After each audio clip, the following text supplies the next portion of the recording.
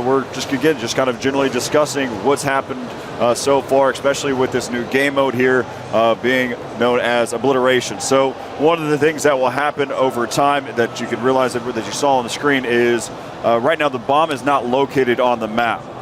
Just recently, a bomb was planted and blew up one of these MCOM points, and then from there, there's time that passes, allowing teams to kind of maneuver around the map, and then from there, the bomb will be randomized and put back up onto the map. But the main point to bring up, though, is that it will be located on this island right here. There you see it right so that's there. where we're going to go ahead and spot where that bomb is going to be located here.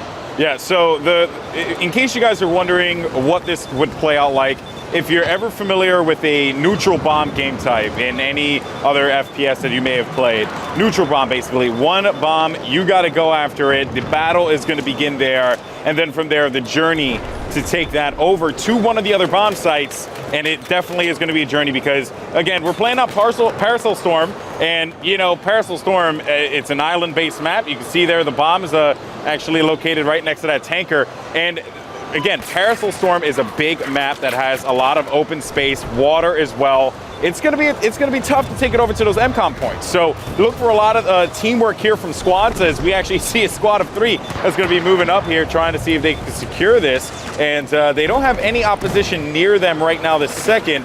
And they have actually a helicopter above them that's giving them some kind of support. So this is certainly going to help them out a lot. They just need to make their way over to that last MCOM point, which is going to be A for the gold team. Yeah, so you take a look here, this is what it's like in the first-person perspective of the bomb carrier. There's 2 different types of indicators. One, you can see in the bottom right-hand side of your screen, that's basically what the bomb looks like, that little icon. Also, one of the things to note, of course, you're blinking red the whole time. Yeah. You can see how players can notice you from afar. You're also, again, you're indicated on the map as well the entire time. So no matter what, the bomb can be found at any point. So just take all those different items into consideration whenever you're the bomb carrier and also whenever you're trying to defend your point. So right now, again, the Russians still have 2 available points. They're still holding on to 2 MCOM points, and the Chinese only have 1 left. So you can kind of scan around the map and see exactly where these are. So this point right here, you can see that point has been blown up. As we look at another point, this is the Russian side. That point is still available. So basically, at the top of the screen there, the gold team, they only have 1 point left to destroy. Correct. And then the other team, the blue team, they have 2 points left to destroy. So back up. Those are the points that you have to defend. Ah, okay. Those are the points you have to defend. Okay. So that's allowing your team to know, okay, guys, we still have A, we still have C. B has been taken out. We can basically let that one go. As for the Chinese, we only have A left, and we need to make sure that we hold it down. Because right now, as you can see, let's go and take a look here at the overview right now. You can see that the bomb is ticking away here and seeing if this is going to last any much longer. Nope, that's going to do it right there. So you see, again, just getting the bomb down, picking up the rounds, and that's how everything kind of pans out right there. These game types can go really, really quickly. So yesterday we were used hop into the game here. Let's go ahead and start to look at how was Obliteration? How did it formulate? I think it's inspired by a lot of things. I mean, we've deeply inspired by Capture the Flag, the core mechanics of which I would say works so beautifully in Battlefield, the combination of vehicles and just the need to carry something from point A to B. And of course, when we did this, there's always a risk or chance of a deadlock. So having multiple bases to carry it to gives that dynamic and unpredictability that keeps the game going and keeping fresh every time. So you brought up a point. I'm going to have to ask this, and you can answer it if you'd like to. Yeah. Are we going to see Capture the Flag in the very beginning for Battlefield 4, or are we going to have to wait to the very, very, very last pack before we get the chance to play Capture the Flag? It won't be part of the basic setup at launch. Okay. We have lots of other good modes. We have 2 new modes, one of them being Obliteration, but we know that people love it, so we do hope to bring it back in one of the later packs. Yeah, one of the things that I really enjoyed was hopping on. I think many people who have tried it out here can testament that it really creates. I mean, we see the attack boats more like tanks on sand dunes. Right. And it is a supportive vehicle. Of course, if you go into the heat of fire, you will have RPGs firing you from all sides.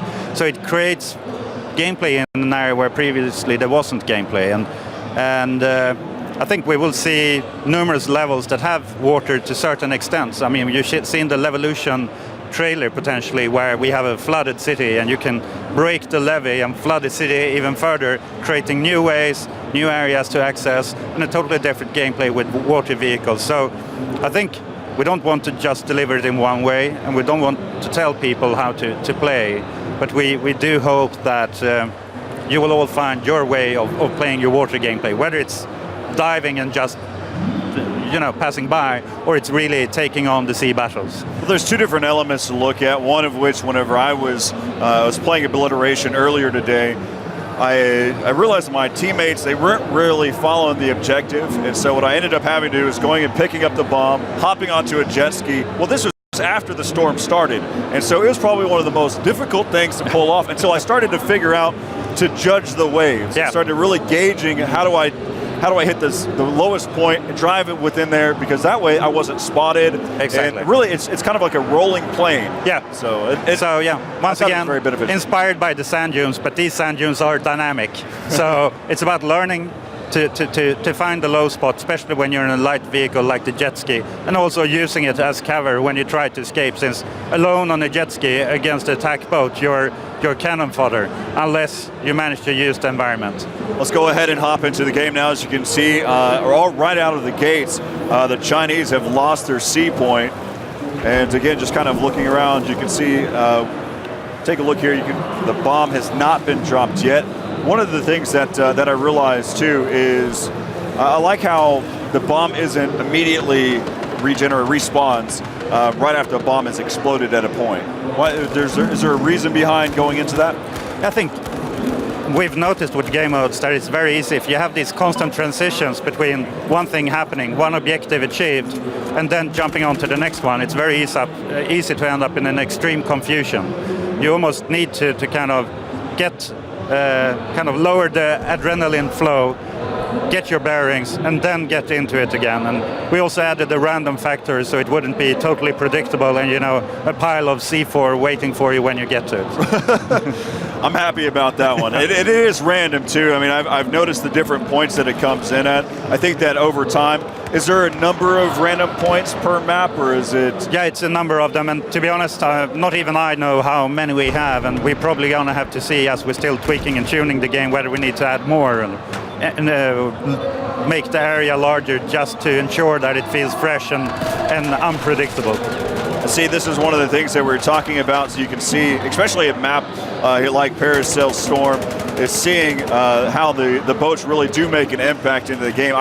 Trust me, whenever I was playing, it was difficult to get around. Anytime you're going beachside, you're getting taken out by something. Yeah, and I mean, what we were seeing here was an attack boat daring to go very close to the shoreline, which means that in any bush, behind any rock, there might be an RPG. So, I mean, we're still tweaking and tuning to find that balance, so we don't have a super vehicle on the battlefield, since it's always key that we have kind of the rock, paper, scissors gameplay in place. So one of the things that we talk about it greatly about Levolution, there's a lot of questions about weather dynamics and how does it really impact the game. So first, we'll talk about the Recon class. Does it really make a difference? Does it make an impact on when you're sniping and the bullet drag to it? You mean that the wind picks up? Right. No, actually, that's a good point. Maybe that's something for the future. So, no, we haven't taken it to that extent. And to be honest, Battlefield we always say that it's perceived realism. We want you to feel that, yes, this is the real thing, but when you go at it, we don't want to create a simulator. It should be easy to get into, and I think with that random factor of the wind, it would be almost impossible for many people to get into it. Well, especially with that storm that rolls in. So. Yeah. So the next question then is similar to it as well. With the weather that's going through, you can see that the trees are being swayed. Is it any more difficult for a helicopter or pilot to be able to fly during that storm? No, same thing there. It's all of these cool things that when we start building up a concept, and we start brainstorming, and we throw out ideas, and it seems like a super great idea until you realize that many people are still struggling with, getting into planes and helicopters, and that's why we're adding the test range to add another dynamic element. That sometimes it's never fun to die because basically you don't really know what happened. Right. If you can feel that your enemy was superior or you did a stupid move, then it's always okay to die. But when you start blaming the game since something happened that wasn't within kind of your understanding, then you start blaming the game, and then me as a designer have failed.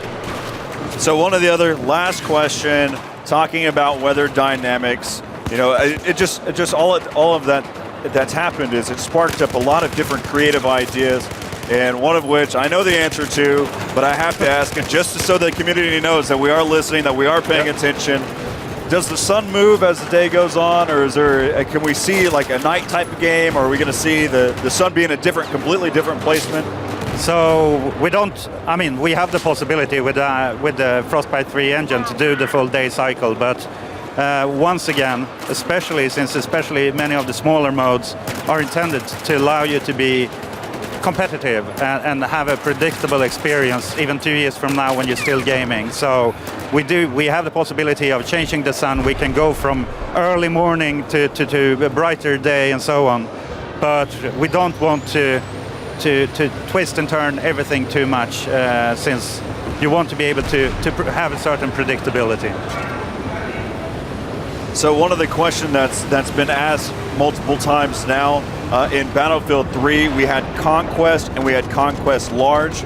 Are we going to start to see variable map times where we get just based off of the number of players that are in the server, or are we going to go back to what we had in Battlefield 3? I think when we launch, we will aim for not Siba Tower scaled and not Bandar, but slightly larger and slightly smaller. So maps that we feel, and we look at the data, what people prefer to play. And then as we go on, we can start experimenting. But I think what you can see here, what we're showing on the floor is 64 players Conquest or 32 player Obliteration. And behind closed doors, we're showing it doing Domination just on the main island on the PlayStation 4. And all of those delivered completely different experiences.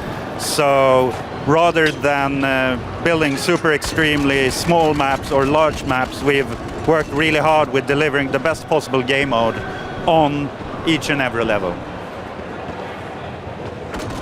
So one of the things that's also been asked, especially since there's such water has such a majority of this map, do bullets travel? So say, for instance, I'm the enemy and I decide to dive under the water. Does the bullet trajectory, does it change any whenever it's getting shot through the water? So Alan Kurtz back home might kill me now, but in the discussions we've had, I think where we are right now, and as I say, we're showing you this while it's still work in progress, but the bullet does travel below the water, but it loses strength, to my understanding. That's at least what I heard last when we talked about this in our discussions. Not official stuff. It may or may not be the way that it could be, but it might want to be. Yeah, and that's the thing. I mean, there's lots of little things. I'm standing here, I'm looking at how people play. I'm picking up on feedback and ideas and what we hear in community and forums, and there's still room to do a lot of tweaks and tunes based on what community is telling us. So, it's eyes open until we put it in a box and put it in the stores. Well, I know that one of the things that I was trying to do is trying different varieties of things where I'd go out onto the shipwreck that's out there near the windmill, and I tried to get on the edge of the boat and sing, but that's where that no man's land is, and won't allow me to get over there because I wanted to try to go in a little bit, but without a doubt though, I'm excited to see what we're going to have here with Obliteration. Of course, you can see the map there on the screen, kind of just like floating around there all majestically. And just to talk about this spectator mode again, because I know we may have some new viewers, new visitors. If you joined us at E3 and you saw that spectator mode, you were like, man, that's actually awesome. That's really good. They just took it a step further with this build, and the spectator mode is just phenomenal. I mean, lots of good additions. They updated some of the graphics, like for the lower third, for like the name card, I should say, of the player when you're in third person. You can clearly see what gun they're using, attachments, all that. And if you haven't been having a keen eye toward that, we'll be sure to point that out to you as this day goes on. But we are waiting right now. There you can see the map as well in the tabletop perspective, Paracell Storm. And it is certainly a doozy, man. This map is insane. One of the things, though, so just talking in terms of obliteration, this is the island that the bomb will spawn on. This island also has some very interesting hidden weapons. I noticed that the community really didn't mention any of these hidden weapons, which I thought was kind of peculiar. But there's this sniper rifle that allows you to have the capability to zero in. So you set up your distance of how far you think they are. There is a rangefinder on this weapon, and it's a one-shot kill. I mean, so at any distance. So whenever I picked up this weapon, I believe it's the AWP or something like that. No, well, it's like similar weapons. It's not the AWP. Trust me, I know what that weapon looks like. And so in here though, and again, it's just a one-shot weapon. And then if you look over here, there's also another gun as well. We've been told that this weapon can basically just blow through walls. Well, those were the two locations that we had mentioned before. We'll go ahead and help the community out now. There's also another one. I'm going to do my best to actually find this one because I don't have an indicator here. This is Corey searching, guys. If you could see his face, he's like so stone certain. He's just like, I'm looking It's intently. somewhere on this island here. Hopefully he finds it. Probably not. Maybe it's in the shrubs, in the bushes. It's in the shrubbery? In the shrubbery. There you go. So there is another weapon that's basically, it's the sniper rifle that's in this location. For those of you that are questioning, that are wondering, well, how do you find that? There is an indicator on the map for the player that's in your bottom left-hand side of your screen. So it looks like the game has started, so we'll go ahead and get back into it with these players. As you can see, there are different points. There is a parachute drop point. We'll go and look at the overview right here. There is two parachute drop points here, as one's going to be right here in this location and the other one's going to be on this side. So it allows players to go ahead and drop into the action right away. So it gets you right into it from that point. You also still have your spawn points, and you can spawn off of your squad as well. Yeah, and I'm actually taking a look here at Bravo 4, Corey, who's identified a couple of parachute people. Just met, is it Bravo 4? Yeah, Bravo 4. There you go. That's my boy. So he's using, I want to talk about the camos real quick because I had a chance to play while you were interviewing Lars. Done. Out of here. Eastern Turtle by far is the best camouflage Eastern Turtle, yeah. out of all of them. It really is so a sick camo. It really is. I don't disagree with you on that one. Look at that. You can see the players parachuting in. So basically, I was like, I wonder how many camos there are, right? And I looked, and there were like, I think 15 to 16 camos on this one gun. I thought, wow, that's a lot of camos for one gun. Then I noticed there were 4 categories. 6. Oh, there's 6. There's 6. I missed it. I missed the other 2. How is it you always seem to catch that little bit? I mean, 6 categories. Let's just put it like this. I told you yesterday. There's you a crap ton of camos. Oh, I think there's 20 or more camos. I was like, no, brah. It's like, no, brah. There's like 80. It's a lot. There are a lot of camos. But these are all, of course, here at Gamescom, they're all unlocked. Every item is unlocked for the most part. That does not necessarily mean that we have everything that we're going to see at the end of it all, or the initial release. There's just so many things. I was just using one of the PDWs in the build. I believe I think I was using the PP something. Not entirely sure the name of the gun here. Actually, I think that was it. Which one is this? What weapon is he using? And actually, we'll go ahead and show this one to you. This is a G36C. So there was a question out there on Reddit that asked, well, is my G36C going to be there? There you go. We answered your question for you. So we are going to have that weapon that's going to be available in this game as well. Yeah, that's right. Let's go ahead and take a look at it in action here with the iron sights too, which are pretty clear. I have to say the iron sights in this game are really impressive as well because I am a red dot user. By nature, I just go after a red dot all the time. And although the IRV scope is really, really good, I do find that the iron sights for a lot of these weapons are equally as reliable, and they allow you to, I guess, put on a couple things. I don't ever see a reason for you not to put a red dot on there because there isn't a penalty for having a red dot on your gun. But again, it's like if you're using an SMG, I don't think a red dot is as important for you because you're going to get a big jump with the gun when you shoot it through the sights there. But if you decide to go with hip fire, you're probably going to be okay in regards to that, which is basically what I was doing. I was using a laser sight, green laser sight, which, by the way, green laser sight, I'm not too sure if there's like a difference with the green or the red. I think it's just preference in color. I know one is a little bit, I know the red laser sight, if I'm correct, is easier to see than the green laser sight, especially on maps like this. But that's just from what that's just like a personal thing from my perspective. Let's go ahead and find a good player here while we have a quick little discussion right now. So there's been questions about vehicles and all the different types of things that you can have with it, all of the weapons. So we'll just kind of run through it pretty quickly. So we've got the anti-aircraft, of course, the AA. You've got a 20 millimeter camera or 30 millimeter cannon. You also, for the secondary side, you've got heat seekers, you've got a passive radar, a Zuni rocket, as well as an active radar. Then you look at some of the countermeasures. You can look at the IR smoke screen, fire extinguisher, active protection. Then for your optics, you have your zoom optics, your IR/NV optics, and your thermal optics. And then, of course, for your upgrades, you've got your maintenance, thermal camo, auto loader, proximity scan, reactive armor, and air radar. And then guess what? You can give it a paint job as well. And of course, you know what I go with? The Eastern Turtle. Yeah, Eastern Turtle's your thing, man. It's awesome, man. That's going to be the Corey Dunn camo. You know that. It's done. That's going to be the Corey Dunn camo, straight up. It's like Eastern Turtle, boom, that's it. Yeah, so one of the other things that we kind of look at as well is going to be the attack boat. Of course, you've got different modes of your primary weapon, 25 millimeter, 30 millimeter, and also a burst cannon. Then, of course, you can look at the secondary weapon. You've got the tow missile, the passive radar. As we can go ahead and look at Bravo 15 while we're talking about it. Yeah, Bravo 15 is actually in the attack boat right now. He's in the DV-15. So you've got your tow missile. Let's see exactly what he's using. He's using the tow missile. But you can also have the passive radar, laser-guided, Zuni rockets, TV-guided missile. Then you're also looking at the countermeasure, IR smoke screen, fire extinguisher, and active protection. And then, of course, the list will continue to kind of look the same across the board here for most of these. Just kind of look briefly here real fast. Of course, I was asked what the gyro stabilizer is. Basically, it allows you to be a little bit more maneuverable in the air until you are attacked. Once you're attacked, it basically kind of stabilizes itself.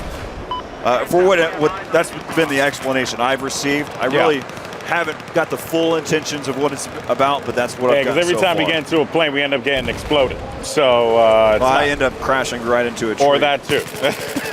Yeah, and by the way, you know, I did manage to get into a plane. I saw a lot of people asking about the controls and all that stuff in the plane. And I have not really had, my experience in flying has usually just been, hey, I'm flying and then I'm dead. And I won't lie, I'm just not a great pilot. So, you know, I know that there are a lot of people out there going to be like, this noob. But in all honesty, it's just, you know, I'm a boots on the ground kind of guy. And the way that I see the flying here, it's a little bit more, I guess, responsive for me personally. I do notice that like it is a lot easier to turn. I feel a lot more comfortable in the plane, but you know, ultimately I do still crash. Needless to say, though, awesome to use. And if you are a pilot in BF3, you're going to feel right at home here in BF4 as well. I think so, and I think one of the questions is making sure that you can't just hover hovering with the jets. Of course, right now we're here. We can see that we have a player. We're on board here with Bravo 3. His teammate is right behind him with the bomb. So again, they're working as a squad right now, as he's being able to pick up one, and he's got his teammate to be able to give him some cover fire there. And so now again, let's just go ahead and hop into a little competitive action now, and just kind of talk about the game as is.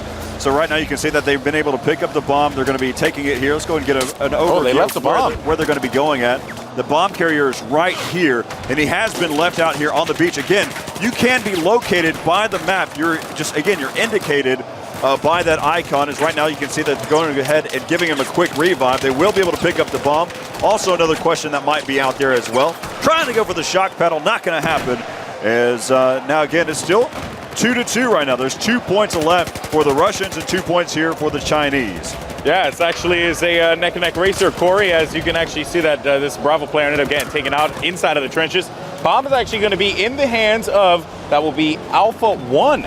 So Alpha 1 with the bomb, he's actually going to be currently 2-5 right now for his kill death. So he's you know, doing all right, moderately decent, and now he's just a clear target. So I don't know if he's going to be okay. He does have his teammates Alpha 7 and Alpha 8. They're going to give him some cover fire right now. It looks like he's going to hop into the ATV and just take off. Let's hop in here with the third-person view and see what he can do here. Of course, just like any of the other things, like capture the flag, you do have the capability of hopping into a helicopter, ATV in this instance, anything that you'd like. Of course, it looks like he does have his teammate that will spawn on. Oh, picks up the roadkill.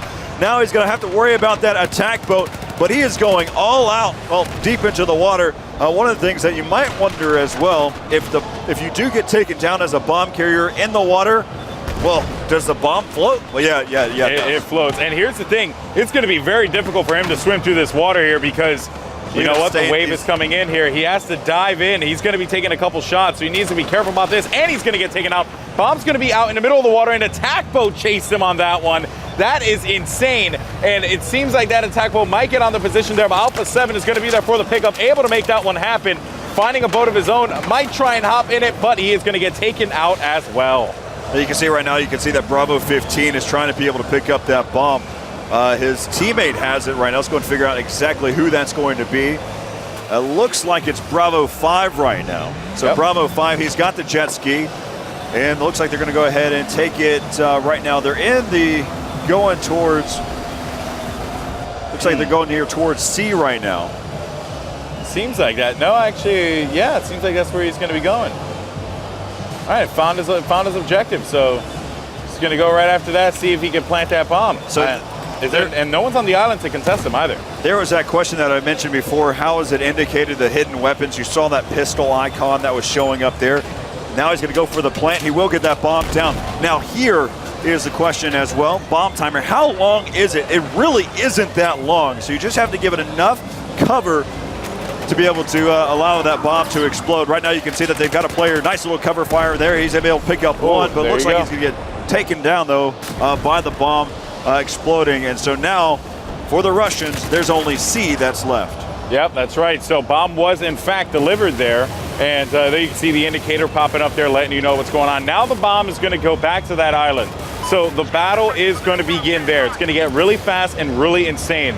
Expect to see a lot of people, just a lot of players converging on opposite beaches there and trying to make their way over there because the new bomb's going to be located in a couple of seconds. Looks like we have a little bit of battle going on, a little scuff between these two so far here on the main island. Let's go ahead and take a look here and see if the bomb has been dropped. You can see that these players are basically waiting to see if the bomb will spawn over there towards courtside, that basketball court that's over there, or if it's going to spawn here in the main area. Yeah, bomb has been located. It's going to spawn over by the docks. No one is there to be found. Oh, so it was a different location that it spawned at. Every single time it's randomized. It's going to end up at different points, so it's going to end up in this same island, though. It's always going to be on the island. Okay, so on the central island, but it will be a randomized spot. Correct. Awesome. Look at this jet ski, though. Let's go and hop on board here with him. I love jet ski gameplay. All right, take that back. It's not a jet ski. Now you just made me sad. The way that he was cruising looked like he was on a jet ski. Reckless with like no intention for other people. Yeah, jet ski players without a doubt. Uh-oh, he's going to have to worry about it. He's got his teammates to give him some cover fire there. Nice little control there. He had his teammates actually come in on the flank, and he hops right back into the same boat that was needed. Again, they only have 1 point that's left, so you know that the Russians are going to go quickly on the defense. So we're going to take a look here at the overview. Yeah, it's going to be Sea Island here for the There's no one there. There's one that's out in the ocean just hanging out. But, of course, he's having a lot of trouble with this ocean right now. Look at those waves that are coming crashing down. Let's go ahead and hop back in here and find where that bomb carrier is. Again, that's Bravo 13. He's joined there with his teammates and looks like still having a little struggling there. He ends up falling out of the boat. These waves are insane, Corey. They are. Oh, no, this is one of the things that I was talking with Lars about. It's ridiculous on how much it makes an impact, how much air you can get in the water whenever the storm rolls through. That's right. Now he's going to be taking a bomb over there. Bravo 5 has absolutely no opposition from what I can tell, and he is going to be able to make that plan happen. Over. And yeah, it is definitely going to be over here, Corey. This is going to the gold team without a doubt. They're going to hold this one down. They're going to end up winning this one, as they only lost one bomb site there. So just great gameplay from the Russian squad. Bomb was delivered. There you go. The GG for the count. 3-3 for the gold team. Blue team, Russian squad they just could not seem to get it together, unfortunately. Oh, it's just, again, another great game, a great game mode to watch, especially competitively, and you get the chance to be able to see. Engineer class today, and I had such a good time with the engineer class. I enjoyed it a lot. But let's go ahead and opposite the gameplay here and see what is going on as we actually have on screen Bravo 3, who actually has a bomb and he's going to plant it. So awesome. Yeah, so just like that, right out of the gates, we're going to see this bomb planted here by Bravo 3.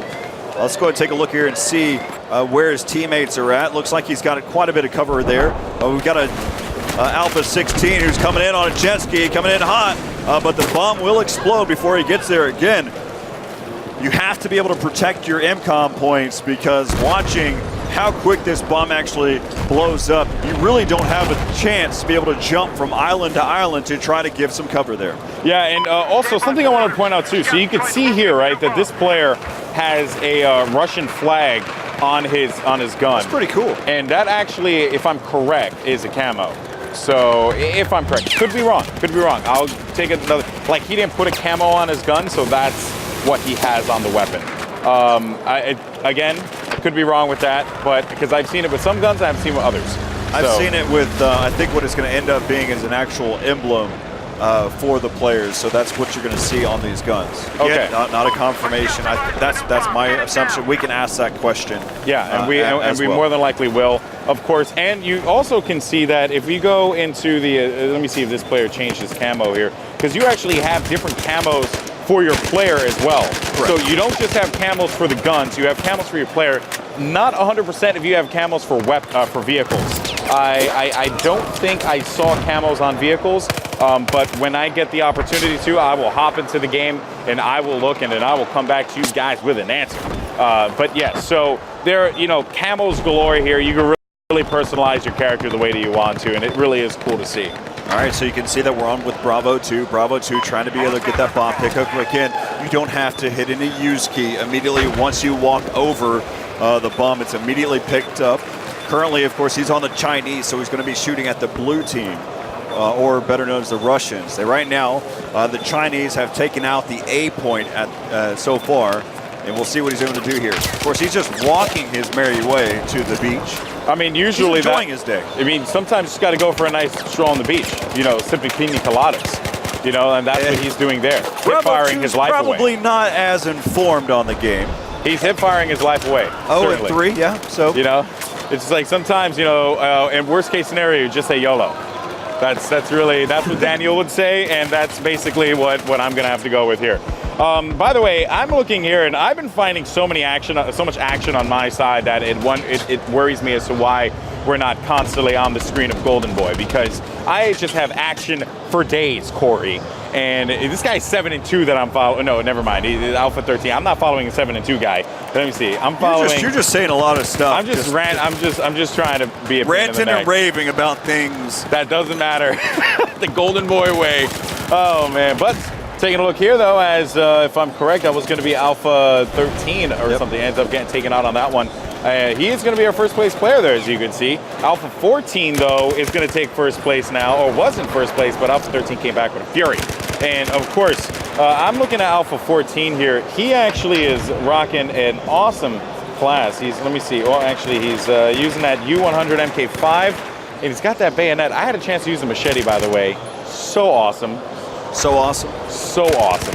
It is really, like, if you just play Battlefield 4, you unlock the machete, just play the machete. I don't know how Alpha 14 is doing as well as he is, because he was just shooting at a squad member. One of the great things that I like about this spectator mode is it allows you to actually see their squad. So let's go and hop on with a squad that's doing so well. That's going to be Delta Squad.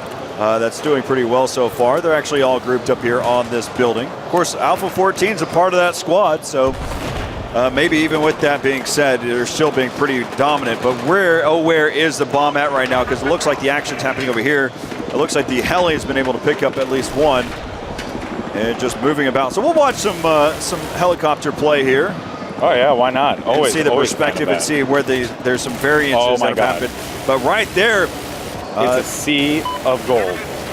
He can just pick off anyone that he wants here. He does manage to take out one player there, so that's going to be a good win for him. The Z11W, as you can see, flying low to the water there, able to pick off another player as well.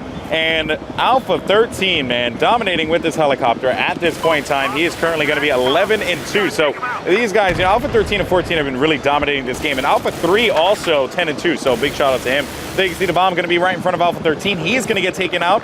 And, you know, it's amazing when you have an eye in the sky that's just going to be watching the bomb. And now you just got to get your teammates over there. And look, now he's going after this attack boat.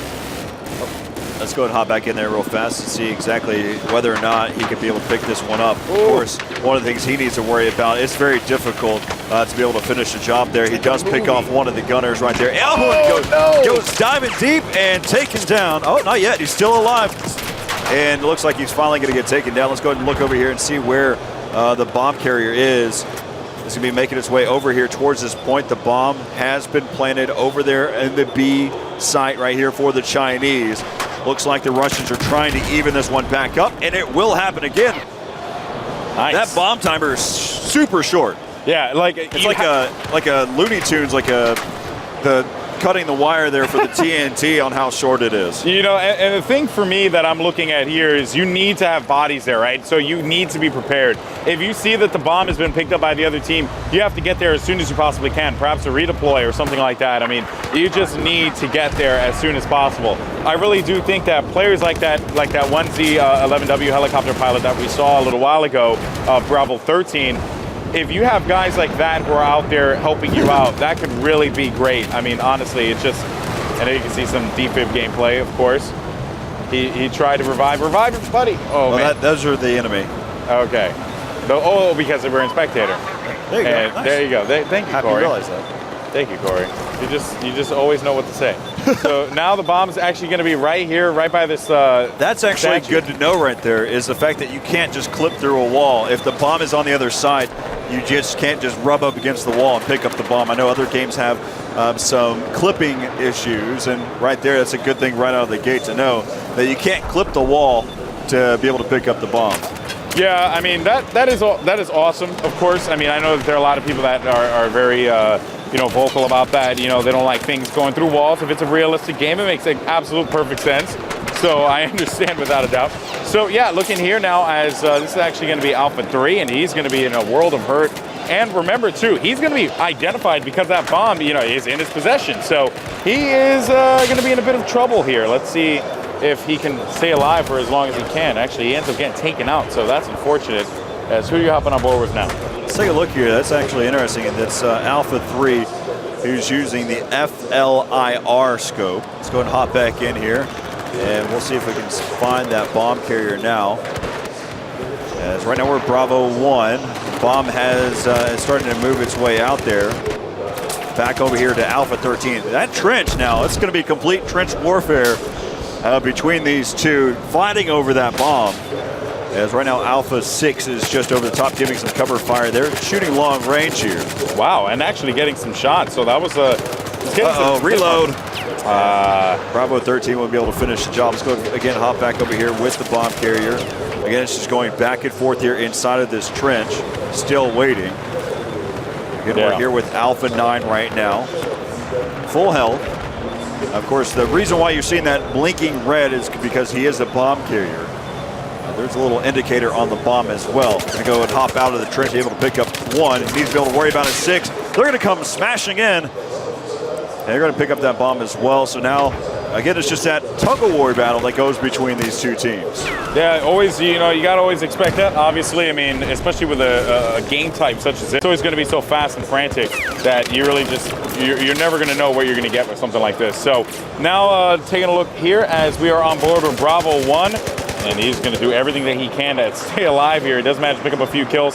And there's going to be no one pushing in the trenches. A couple players to his right side, though, is not aware of it as he comes out. Shots fired as he's going to get taken out. One player was going to be on his right side, and he was not aware. Bomb down right by the trenches once again. Has been picked up by Bravo 9. So let's see what he's going to do here with this LMG. He's actually using that PKP Petschneg, which unfortunately doesn't really help him out all that much as he gets taken out. Well, the reason being is we take a look here, you can see all of the different types of vehicles that are in this area. that are making a difference. There was one that was here on this attack boat that was making a lot of play there. Now they have some cover again. Alpha 13 has been in this heli for quite a while, but he does have another player to worry about there. We'll kind of watch this dogfight happen between these two. You've got one that's going to parachute down and hop right into the action. But this is the reason why that bomb has been alive for as long as it has been. Again, they're going to continue battling back and forth here. Yeah, this is, I'm looking at it from like his POV. It's pretty nuts from the free cam POV. And it seems as if the Bravo team ended up winning that whole encounter there. And bomb has not been thrown down just yet, as it is currently going to be in the middle of the ocean. Alpha 9 with possession of it. He dived under the water, by the way, when that boat was making his way over to him, and somehow managed to stay alive, but unfortunately bullets definitely will hit you.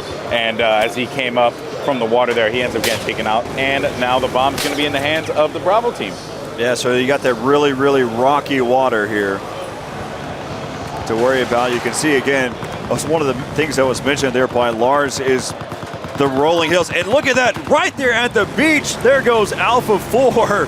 He's gonna get ran over. I had mentioned it too, that's kind of the irony of it all, is I had mentioned it during the talking with Lars, is that I haven't yet seen anybody get ran over by a boat yet. And sadly enough, we saw a player go down. Yeah, you know, I mean, it is what it is. Things happen, of course, and now, you know, these players are trying to, actually, he has 2 people with him, so this bomb carrier should be in a pretty good spot. So long as his teammates make their way over and support him, he should be okay. Of course, he has to make his way over to the, I believe that is going to be the A bomb site, but he is going to get taken out, unfortunately. Alpha 16 had the right idea as he was pushing in with that attack boat. Now he's giving some cover there, allowing his teammates to kind of slide in there, pick up the bomb, and make something happen. Great job here now by Alpha 16, trying to make the best of the worst possible situation there by being beached. Yeah, you know what? Sometimes you just got to do what you do. It's basically now just turned into a turret, and let's go ahead and now hop in here with Alpha 4. Alpha 4 has the bomb in hand, and again, that glowing red thing there, it will definitely throw you off. And I think that's just like one of the things with the bomb, you know, you're just going to be a target the entire time you have it in your hands. Alpha 4 also going to be taking some shots, currently going to be at 66 health right now, and is going to do everything he can to make his way. Falling right behind him. Oh, man. Now you also got to be able to worry about Bravo 16 coming across there. Alpha 16 barely missing him. And so now we've got 2 boats that are going to be coming in from both sides here. Yep, and of course, you know, it seems as if they're going to do their best to try and see if they can make their way over, but it's a good game, just kind of watching it all the way through. I did game here for just a moment, and we'll come back here. But looking at the overview, you can see this is basically what the commander can see as well. This is their view. You can see UAV planes going around. You can see them basically scanning. You can see the UAV scans. You can see EMP scans. The only things that you really can't see is actually seeing where the squads are being directed to, which islands they're going to be going to, so you won't see those crossover points. But overall, though, you'll see majority of what's going on kind of in this overview, this tabletop perspective. Yeah, I mean, that's the thing, right? The commander view is essentially what we see, and they kind of get like a good idea of like where the, you know, trajectory of certain missiles go to and all that, but for the most part it is exactly as you see it here. This is the commander mode. So of course, you know, the more questions coming on through Twitter and Corey, and of course we do have some gameplay going on right now, so let's go ahead and jump into the action as we're going to be taking a look here at the actually at the tabletop perspective of Obliteration. Now Obliteration is a new game mode here for DICE and for Battlefield. What is your favorite part about Obliteration? I think the coolest thing with Obliteration is first that it's a 2-step process, more or less. It starts off by, you know, locating the bomb, and when the bomb is randomly spawned on the map, both teams will fight to get it. And there's a tactical depth to actually how do you approach that objective, because you either go just head on and pick it up and run with it, or you wait for the other team to pick it up, move it, and then you take out the enemy, steal the bomb from them, and then bring it to the bomb site. Yeah, I noticed there's just like a lot of variety in how you can approach it, Yes. right? And I think that's a really cool thing about Obliteration, for sure. Yeah, no, I love that shit. And also on top of that, once you have the bomb, you need to be very careful on how you get to the objectives. And as you're taking out the objectives and they become fewer, you start with 3 and you take it down to 1. The enemy will know exactly where you're heading. Yeah. That means that they will set up a defense around that spot and try to take you out as you approach. So then you really need to play as a team.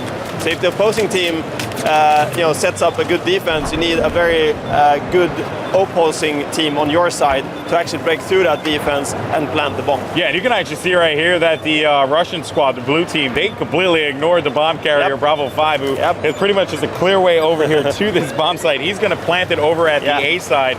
And wow, I mean, already, so now you're really getting that whole, you have to understand what Patrick's talking about. I know a lot of our seasoned vets in the Battlefield community, they definitely are like, we know, we're going to set it up, Patrick, don't worry about it, we'll be okay. But he does manage to destroy it there too, so now they're only going to have 2 bomb sites left to destroy. Yeah, so when they detonate, I think this is a wake-up call for the other team that they need to change their tactics. Some people just ignore it to play the game mode, that's just the way it is. Yeah. They just wanted to frag as much as possible, and they just ignore the actual game mode. But then, of course, that will drain you from winning the round. So I think there's a wake-up call now for the team that just lost one of their sites, and they will definitely try to find the bomb and/or defend their bomb sites. Yeah, I noticed right there as we jumped on board with this sniper there that there are tracers on the snipers. So Yes. I like that a lot because I want to know where I'm getting shot from, which always makes me happy. Yeah. So now I want to ask you about Battlefield 4 Premium, right? As you can see here, we have a guy, Holes Lagor on Twitter, who actually asked about Premium.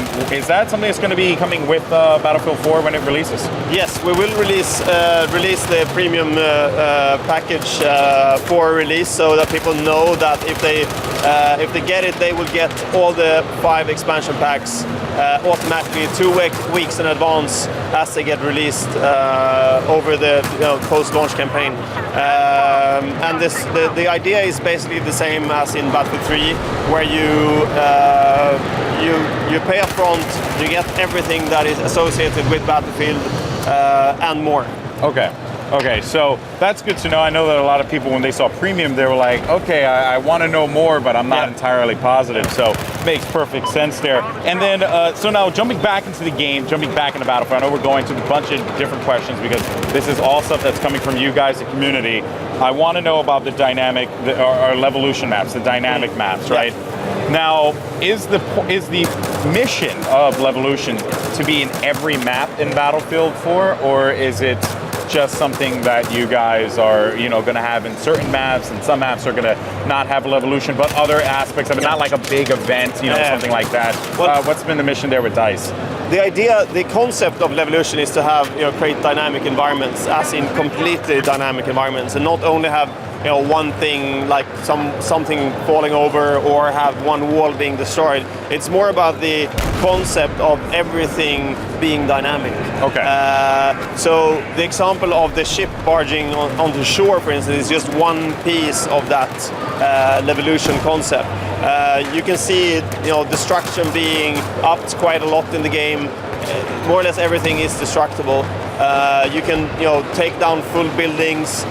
We also have small elements like birds flying off from bushes to reveal your position. We have metal detectors, you can open and close doors. Yeah. We have elevators you can ride, stuff like that creates a very dynamic playground for you. And that is of course just the backdrop to the actual action going on. So for the players that are, the smarter player will be more efficient in a dynamic world. And then on top of that you have, like in the Paracell Storm example, weather changes. Yes. That drastically changes not only view distance and the way a map feels and looks, but also the waves then becoming really high. Yeah, I've seen it. Completely new way of playing on water that we haven't really seen in any multiplayer game before. So Levolution is definitely a concept that will be applied on all maps in the game. Okay, so without a doubt. Now, this is something I am personally curious about, not a community thing. But let's say I decide to, me personally, host a tournament with this amazing spectator mode, and I'm just like, I want to host a tournament, and I like the Levolution aspect, but is there going to be an ability to toggle it, or is it just always going to be a factor in the map no matter what? We're actually looking into ways, if we need to, if people really feel like it's a bad thing or it creates a problem, then we'll of course look into ways of limiting, having options to limit things. But the idea is to, depending on game mode, you will actually get different aspects of this on your map. You can see, in this game mode it's full on, for instance, but when you play Domination, it's not as important because it's not circling around several islands. It's more about one island. That's right. So that's right. The waves are not as big as a problem, etc., etc. So the smaller, faster, tighter game modes will not be affected as much as the Conquest or the Rush or the Obliteration game modes. Okay. And now in the Obliteration game mode here, I do want to ask you about the Levolution in here, because I know that the tidal waves come up, right? Yep. Does the ship crash into the island as well, like in Conquest? Yes. Okay. So I know that was something I saw a lot of people asking me as well in regards to that too. But we're looking into different things. You can see that the windmill here is on fire, so it's probably closing in on something happening quite soon. And you can also see that, I saw the team that you were following, that they were actually sticking together quite well. Yeah. So they are probably a really good team. I think they will get that bomb planted. Get that objective. Yeah, and actually they did end up planting it over at B, and they have defense there as well. They're trying to hold this one down as best they possibly can. And we are actually going to be jumping over to Bravo 16 now, who could revive his teammate, but opts not to. Actually, I don't know if he could. No, actually, yeah, he could have. Oh, what a bad teammate. But yeah, so that is certainly something cool to know there in regards to the Levolution. I know that, and they do manage to actually plant and destroy the B bomb site, so that's going to be a win for them.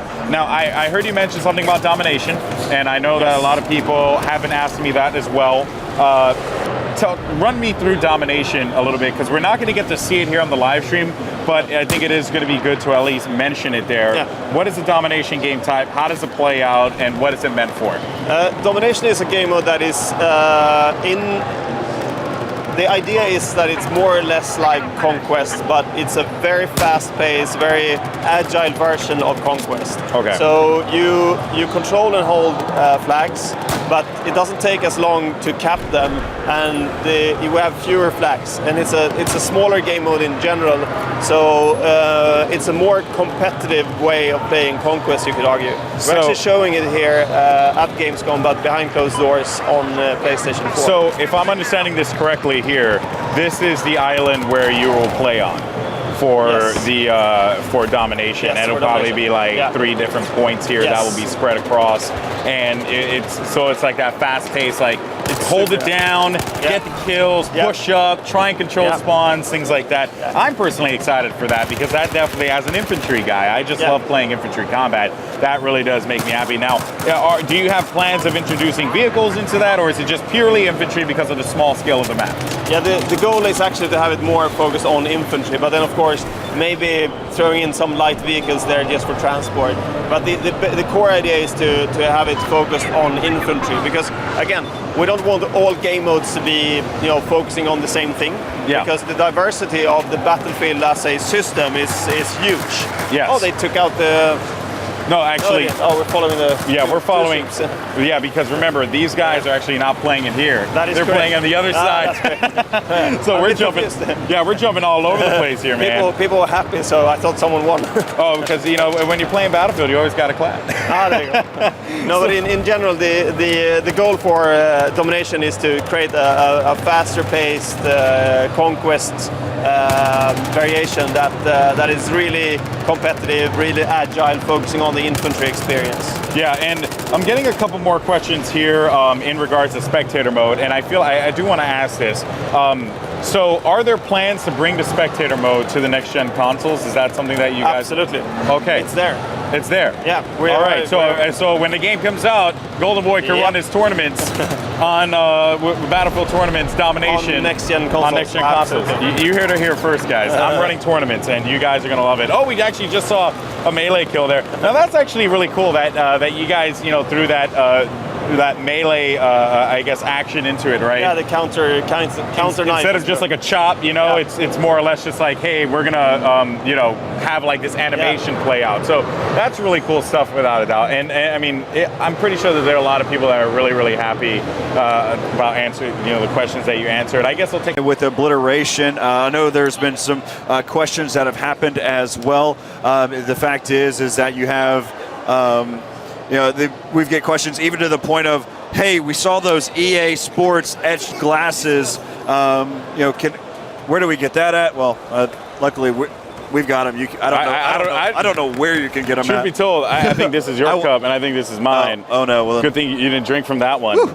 That was a close one. All right, now we can go ahead and hop back into the game. Yeah, these are the EA Sports glasses that we were talking about. We'll be back into Obliteration right now. And already the Chinese are down 1-3 at this point. Not looking good here for those guys, without a doubt. Just want to say real quick to elaborate, just had an amazing interview there with Patrick Bach, and he had confirmed for me and for all of my console friends out there, because I'm a console guy, Corey Dunn's a PC Master guy. Race? PC's not the master race, man. Stop doing that. That's just hurtful, That's just hurtful. Keyboard, mouse, KBM. Spectator mode will be in the next-gen consoles. Woo! Excited. It's great. No, it's great So to sit there excited. and get the chance to really get into it and see it on the next gen. Also, it's been great to watch how the gaming scene has evolved over the past few years, especially with the spectator mode. Daniel Matros, we'll get the chance to talk to him on Saturday. Yes, he was the one that created the spectator mode. The great thing is that I asked him at E3, he knows about where the spectator mode and why it originated off the start. It was strictly for adminning purposes. So that way you could see who's cheating. When you can hop into those servers, I know that guy's hacking. This is before any type of anti-cheat. It's just a great thing to sit there and look at. Just like that, the game's over here for Obliteration. It's one of the great things. Probably not so great for the people that show up. They get the chance to swim, at all. And that was one of the funniest things that we talked about. So actually, we have some gameplay here. Might as well show some gameplay while we're talking. I know a lot of people prefer to see gameplay. And that is the purpose of us shoutcasters anyway. That's what we do. We talk over video games. I've really enjoyed my time with, there you actually see player going in prone. Now, I saw someone actually ask me, and there was just not enough time for me to do so, if you will see the player's legs through the wall. Sometimes you see things like that happening when they go into prone. I haven't seen that yet. So I don't think that's something that I think they've been pretty good about that in Battlefield 4. So. Well, usually what would happen there in Battlefield 3 is your legs would prop up on the wall. So you don't actually do any type of clipping, but you really get that yoga stretch in. I mean, you can basically bend however you want to. Where are you going with that? That was just so confusing. I was scared for that. So there's a lot of questions there. You can see there at the base of it, allowing everyone at home right now is really analyzing that player card using the M16A3. It's got the red dot sight. There's 3 different types of red dot sights. It depends on which one you'd like to use. You've got the green laser sight. There's also just your regular laser sight. Even on the pistol is kind of interesting too. On the pistol you have the capability of having both the laser sight and the flashlight. That's true. So very annoying for me whenever you're in a third-person view and shooting at a guy that has both of them, and he blinds you with the laser and then pops on the light. Just make sure he got the job done. I don't know if this is what you're referring to, but there is an attachment that is just one. Yep, there is. Okay, so there's an attachment, it's just a laser sight and a flashlight. all-in-one. It's an all-in-one attachment. It's not 2. It's just all that one. But if you pick that up, I believe you can't get anything else on your gun. I think it reds out all the other attachment options. By the way, that guy was just straight up camping. I'm just throwing it out there. He's not doing anything. He's not pushing the objective, bro. It's because the game has started. And the way that this works is it allows us. I don't care. The ways that it allows us to sit there and have these players join into the game. This player just so happened to already be deployed. And it looks like we're about to start seeing some action. Now we see another player that is on the map as well. Okay, so maybe he wasn't camping. There's not camping. Yeah. You know, Look, there's nobody else on the server right now. I'm just not a fan of that. That guy actually parachuted in, and he ended up dying as he fell into the water on my screen. That was awesome. See if Alpha. Oh no, he doesn't make it. He just keeps on doing it. It's great. This isn't Red Bull. You can't just dive into the. That's hilarious there. All right, well, we are on board here with Bravo 11, as you can see him here on the left side of your screen. We got a squad of 4 right there. That's right. Squad of 4. You can have a squad of 4, squad of 5, squad of 3. You can have multiple squads. We cover that. Also, someone did mention about the weapons that were available here at Gamescom. Guys, just so you are aware, the weapons that are available are, I mean, again, I don't know if these are all the weapons. So we're not privy to that. We just know that there are a lot of them. I will state though, so these may not be all of the weapons. Again, we'll sit there and rehash that just to make sure that it doesn't end up anywhere. But really though, these are completely unlocked. So these are different battle packs that you'll see, different types of guns that you can acquire, premium type guns. These are guns and attachments of all different avenues that you can take to get to have them all. So some of them you may not even be available. So again, it's just something to note. You may not be able to access all of them if you're just playing as basic as you get to it. Yeah, and Corey, also, someone did ask something here. Chadman70 actually asked me if we can actually show. Nil's a good guy. We can show the squads. We can show how the squad view looks there when you cycle through the different squads. Yep. So there you can see, actually you use the up and down arrows there to cycle through the squads. All it really shows is what class they are and you know, the kill death of the squad as a whole. Currently. Doesn't mean that we won't see any type of objective-based type of information, seeing whether or not a capture happened. And right there you can see he pulls away the dog tags. There, that was Bravo 14 who picks up that kill there. But also, one of the things that we can kind of look at too, or kind of talk about as well, is the counterattack. I had the chance to counterattack. Yeah. And right now I still think there needs to be some minor tweaks.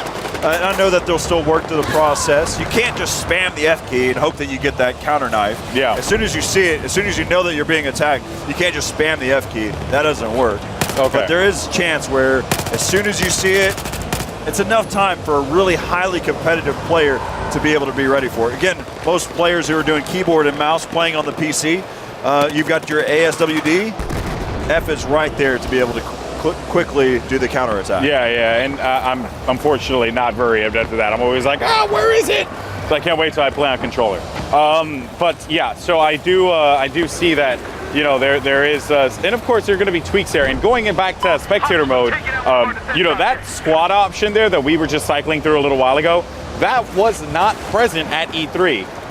We were simply tabbing out, finding the players that were doing really well and clicking on them, and then that's how we ended up going to those players. We could not have that option of individually selecting a player in a squad. That, to me, is an amazing addition. And again, you know, Daniel Matros, he is always looking at ways to improve it. Of course, we've been talking to him too as shoutcasters who use spectator modes on a frequent basis. You know, Corey has a very vast background in that, you know, in regards to production and all. So he looks at it and says, hey, this is something that could look good. And from what I see, it definitely is stepping in the right direction for sure. So one of the things that we can sit there and talk about as well, it's been mentioned about the terrain and how it will make an impact there for Sir here on Paracell Storm. You can see how much of an impact it makes once the storm starts to roll in. It's very difficult whenever you're in any type of amphibious vehicle trying to get about, whether you're in the attack boat, whether you're just in the regular boat, as well as on the jet ski. It's very difficult to maneuver through those waves. It does take an actual time to get yourself trained and ready for it. So that's something to kind of mention in there. Yep. And I'm actually trying to see if I can find some sniper gameplay, by the way, because I know we have actually Alpha 14 on the Alpha squad for the blue team. He's actually going to be sniping here. Alpha 14? Yep, let's actually go ahead and find him. So he's using the tab select option, right? And I used the squad option, so I was able to cycle through the squad. Ooh, he unfortunately gets taken out there. And the cool part there is that while in tab view, you can't really tell what they're rocking, but in the squad view, when you actually utilize the squad options, which by the way, Delta Squad is just tearing it up with 22 kills, but Charlie Squad's doing equally as good with 12 kills. You can just clearly tell, like, you know, who's using what are the classes and all that good stuff. So again, there's just all that diversity there, and really makes me happy to see that so many different players using a variety of weapons that are, at least are trying them out here with their limited time with the game. All right, so right now we're here with Bravo 11 to kind of take a look there. He's using the 20 times zoom, which is going to make it extremely difficult for anything that's that kind of close quarters. Yeah, and the 20 times zoom, by the way, which is something that I saw a lot of people asking us, you know, that stuff is in the game. There's a 20 time zoom and there's a 10 time zoom. I think 20 is as far as it goes, though. It doesn't go anywhere beyond that. I mean, I don't think that they make any scopes that go beyond that anyway. But yeah, the 20 times zoom is a demon. I have not had the opportunity to use it myself, but I can't tell you that it is crazy good. So yeah, of course, taking a look here, Bravo 11 going to see if he can actually pick off a sniper shot here on a player on a boat, but does not find anyone. Let's see if I actually get this long range shot here, because that would be amazing if he was able to do so. But yeah, so you guys asked for sniper gameplay live on Twitter, and we got it for you, because that is what we do here, fellas. We get the community together, and we try our absolute best to make sure that you guys are happy with what you're seeing. So Bravo 11 still sniping, trying to shoot this one guy. Unfortunately, he's not able to do so. So the question, I got a question here saying, can you get revived underwater? Thought I saw that someone to do it earlier. Now that's the difference, though, is whether you're standing or swimming. Once you're swimming, the only thing that you can do is swim and shoot. So I guess you can do two things, but basically the only thing you can do with an actual weapon of sorts is shoot your pistol. You can't pull out anything else additional, so you can't use your shock paddles, or you can't use your defibrillators, you can't use your repair tool. None of those things are possible. So you may have seen that happen, but it was right at the edge of the water while the player that was using the defibrillators was standing. Okay. So there's some information there on the defibs, of course. Chad Man just said I need to get a haircut. That's not cool. I just got a haircut. I mean, it wasn't the best one. You know, I didn't go to my barber, unfortunately, you know, but it is what it is. Okay, so Luton09 actually asked, guys, a lot of people are asking about this. How do battle packs work? And battle packs is something that we still aren't really privy on information of, but for right now, the way it basically is, battle packs are just, you know, things that you get in the game. That's what I know. You know, again, not sure how much we, you know, well, not about that, but just like how much we know about it, because again, this is an ever-changing process. So what battle packs are right now could be different, you know, 2 weeks from now.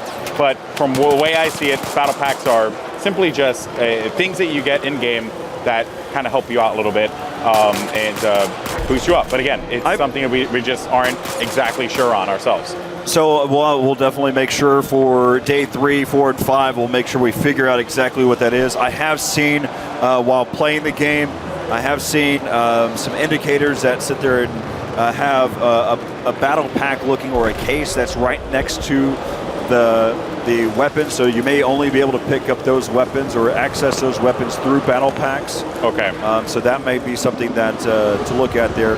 But again, we'll make sure, put in the back of our mind, we'll ask that question. Yeah, battle packs are something that we are always, you know, very aware of, you know, but of course, as we descend here at the end of our broadcast, showing you guys some Obliteration gameplay. Hopefully these guys can wrap it up here in a little bit, because the CN team's getting mollywopped right now. Although one team actually is sitting at 34 kills, 34 kills, 20 deaths. They're really not working too well. Another one, 33 and 17 squad. So the Alpha and Delta squad there for the Bravo team are doing quite an amazing job, but unfortunately not really doing all that well in the staying alive department.